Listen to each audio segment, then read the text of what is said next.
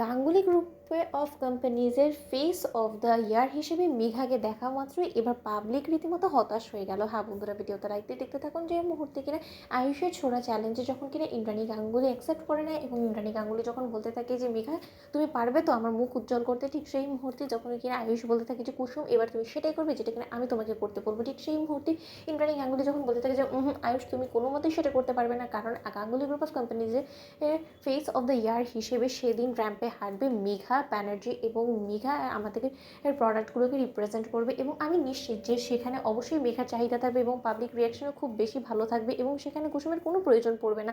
কিন্তু কুসুম চাইলে সেখানে থাকতে পারে, কিন্তু কুসুম কোনো মতে র্যাম্পে হাঁটবে না। ঠিক সেই মুহূর্তে আমি যখন বলতে থাকি যে কেন মা তুমি ওকে প্রতিদ্বন্দ্বী হিসেবে কেন সেখানে হাঁটাতে চাইছো না বলো তো, যাতে করে কিনা মেঘা আর প্রতি পাবলিকের রিয়াকশনটা কমে যায়, তার জন্য মেঘাকে পাবলিক যদি নিজের জায়গাটা বুঝে দেয় তার জন্য। ঠিক সেই মুহূর্তে মেঘা যখন কিনা বলতে থাকে যে শোনো আমি ওকে গণাই ধরি না এবং তার থেকে বড় কথা ওর মধ্যে সেরকম কোনো গুণই নেই যেগুলো কিনা আমার মধ্যে আছে।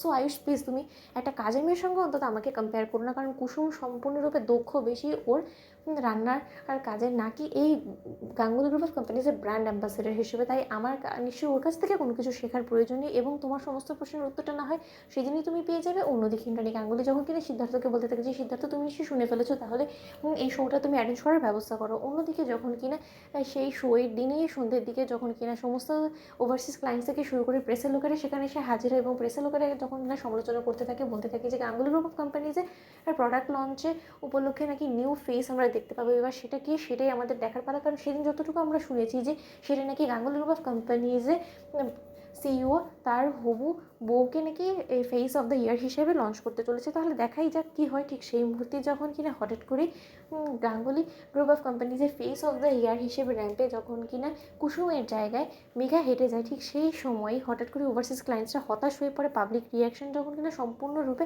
ভিন্ন হয়ে যায়, ঠিক সেই মুহূর্তে পাবলিক রিয়াকশন দেখে ইন্দ্রাণী গাঙ্গুলি চমকে ওঠে এবং সিদ্ধার্থ বলতে থাকে যে দেখেছো তো বৌদি আয়ুষ যেটা বলেছিল সেটা সম্পূর্ণরূপে হুবহু মিলে গিয়েছে। পাবলিক কী পরিমাণে সমালোচনা করছে এবং পাবলিক কোনো মতে মেঘাকে অ্যাজ আ ব্র্যান্ড অ্যাম্বাসেডর হিসেবে অ্যাকসেপ্ট করতে পারছেন। ঠিক সেই মুহূর্তে ওভারসিজ ক্লায়েন্টরা যখন কিনা বলতে থাকে যে what is this Mrs Ganguly, আমরা এই সমস্ত কিছু তো কোনো মতে এক্সপেক্ট করিনি।